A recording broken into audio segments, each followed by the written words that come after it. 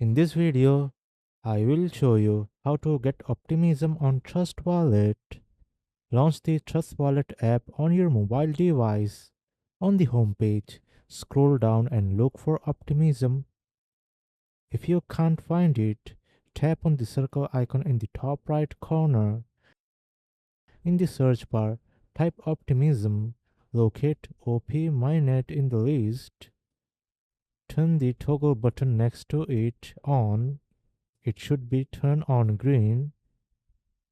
Once enabled, Optimism will now appear on the Trust Wallet homepage.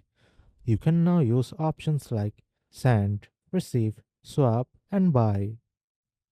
Tap the top right corner of the Optimism wallet page to view your transaction history and notifications. That's it. Now you know how to get Optimism on Trust Wallet. If this video helps, like, share, and subscribe.